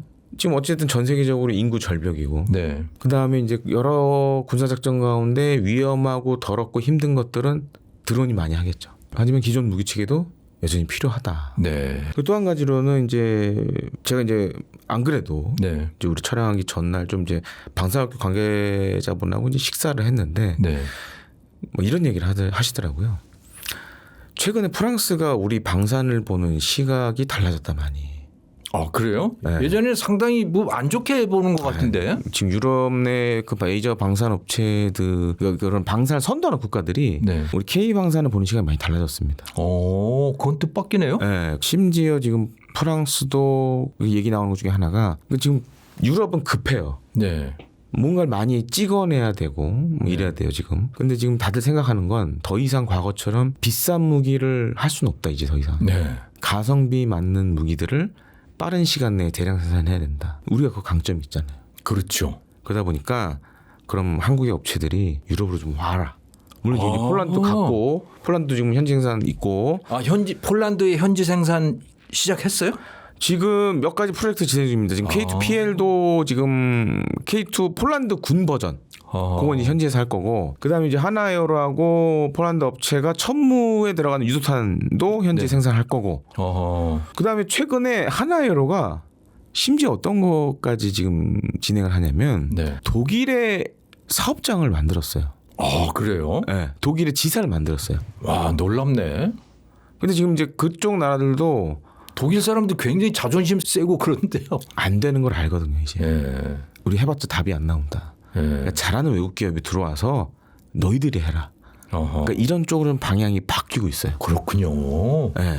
와, 완전히 새로운 방향이네. 그래서 저도 그 얘기도 깜짝 놀랐죠. 네. 이제 저는 뭐 실제로 제가 영업을 하는 건 아니니까 실제로 이제 현장에서 뛰시는 분들 얘기로는 유럽의 그런 방산 각국들도 지금은 우리를 좀 다르게 본다. 프랑스가 그렇다는 건 정말 놀라운데요. 그 지금 이제 프랑스도 세계적으로 좀 명성 있는 방사업체들이 많아요. 네. 그거 가지고도 안 된다는 거예요 지금. 그 탈레스나 뭐 이런 데도 그렇죠. 대단한데요. 탈레스도 아시는군요. 그래서 지금 뭐 실제로 그 탈레스 같은 경우에는 네. 너무 잘 돼요 요새. 진짜 뭐 수백조를 은행에 쌓아놓고 있다는 얘기까지 있어요. 어허. 근데 이거 가지고도 안 된다 지금. 더 있어야 된다. 라는 절박한 데가 있거든요. 그렇군요. 왜냐면 우크라이나 다음은 내가 될 수 있으니까. 그렇죠. 그렇죠. 한국 기업 들어와서 해라. 사줄 테니까. 지금 좀 약간 그런 분위기로 많이 바뀌고 있다고 합니다. 와, 그 방산의 K 방산의 인재들은 전 세계로 나가야 되는 그런 상황이네요, 이제. 그러면서 숙제도 있죠, 사실. 예. 숙제가 뭐가 있냐면 우리 지금 2022년부터 하여튼 어떻게 보면 이제 대운이 들어와서 했는데 아직은 우리나라 방위산업체들이 좀 세계 방산업체들, 세계에서 좀 네. 내놓으라는 방산업체들하고 비교를 해보면 규모가 작아요. 그래서 이제 마지막으로 좀 드리고 싶은 말씀이 이겁니다. 네. 우리 정부가 지금 해야 될 일 중에 하나가 뭐냐면 뭐 헬스 하시는 분들 이런 단어 많이 들어보실 겁니다. 벌크업 해야 된다고 보잖아요. 예. 이제 몸집을 키워야 될 시기가 온 것 같아요. 어떻게 키워요? 인수합병을 해야죠. 아, 그러니까 외국 업체들? 뭐 그게 국내 업체가 됐든 예. 아니면 외국 업체가 됐든 네. 일단은 우리 지금 방산 기업들이 어찌됐든 지금 잘 나가고 있고 네. 한원 같은 데는 대단한데요. 네. 지금 제가 볼 때 국내 거의 2개 업체 빼놓고는 네. 영업이익률이 거의 10%를 다 넘었어요. 와. 물론 이제 우리 방산업체들은 또 민수하는 데도 있잖아요. 현대로템은 전차도 만들지만 열차도 만들고 기차도 만들잖아요. 최근에 현대로템 영업이익률이 10% 넘어요. 오, 대단하네. 지난해 기준 재무제표 기준으로 보면 네. 10%가 넘어요. 예. 그러니까 지금 현대차 그룹도 방산을 좀 다시 보고 있다라는 얘기가 있습니다. 네. 아예 그 방산 전문, 그러니까 현대차 그룹 안에 있는 현대차 그룹 안에 방산 업체들이 있거든요. 네. 예를 들어 뭐 위아도 있고. 아하, 현대 위아. 현대 위아에서 거기 에어컨 하는 데 아니에요? 아니 그 현대 위아가 네. 우리나라 K9 자주포 있죠. 네. K2 전차 예. 포신 만들어요. 아, 그래요? 포신도 만들고 그다음 뭐 랜딩 기어 같은 것도 하고. 그러니까 군수를 하는 게 있어요. 그리고 방산하는 게 있어요. 그래서 그거를 모아야 되는 거 아니냐. 현대차 내에 방산하는 기업들을 모아서 하나를 크게 만들자. 네. 뭐 이런 얘기들도 나오고 있어요. 뭐 소문이지만. 그렇군요. 그러니까 그런 식으로 이렇게 어떻게 보면 커진 만큼 지금까지는 부업처럼 했는데 이제는 본업 삼아서 해야 된다. 벌크업을 해야 된다. 벌크업도 해야 되고 하는 과정이 필요하다. 그래서 정부가 좀 이런 거를 M&A 하는 거에 있어서 네. 좀 뭔가 지원도 해주고 네. 하면 오히려 지금보다 더 많은 좀 효과를 낼 수 있지 않을까. 그럴 수 있겠네요. 예. 좀 그런 말씀을 좀 드리고 싶습니다. 예. 알겠습니다. 아유, 오늘 긴 시간 동안 김대영 군사평론가님 또 K디펜스의 대표님 모시고 이 무기와 관련된 또 전쟁과 관련된 아주 귀한 말씀 청해 들었습니다. 오늘 나와주셔서 감사합니다. 고맙습니다. 여러분 시청해 주셔서 감사합니다. 또 뵙겠습니다.